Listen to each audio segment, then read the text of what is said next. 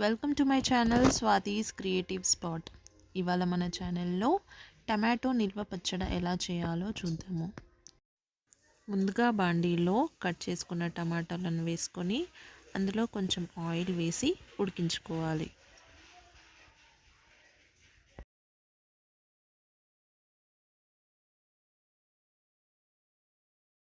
టమాటోలోని నీరంతా ఇంకిపోయేలాగా ఉడికించుకోవాలి.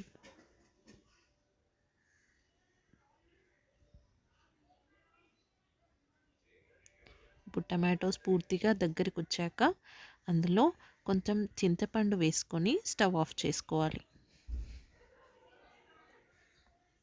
ఇది చల్లారి పెట్టుకోవాలి.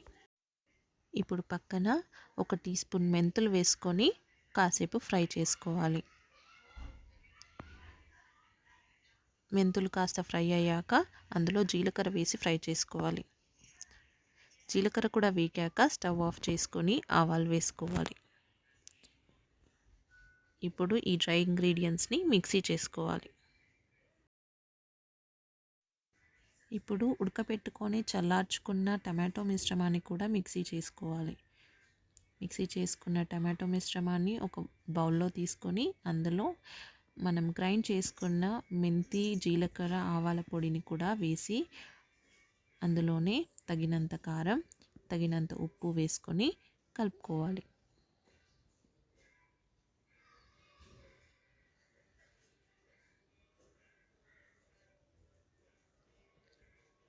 ఇప్పుడు పోపు కోసం ఆయిల్ వేసుకొని దాంట్లో మినపప్పు వేసుకోవాలి.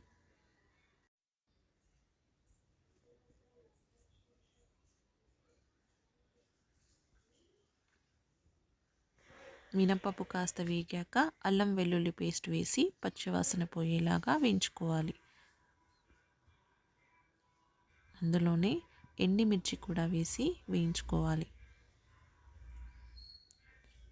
కొంచెం ఆవాలు వేసుకోవాలి. ఆవాలు, ఎండుమిర్చి ఫ్రై అయ్యాక కరివేపాకు వేసుకొని వేయించుకోవాలి.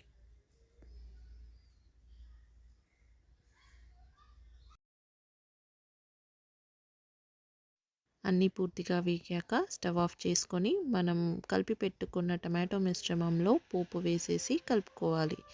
ఇది ఫ్రిడ్జ్లో ఉంచితే 1 మంత్ వరకైనా తాజాగా ఉంటుంది. వీడియో నచ్చితే లైక్, షేర్ అండ్ సబ్స్క్రైబ్ చేసుకోండి.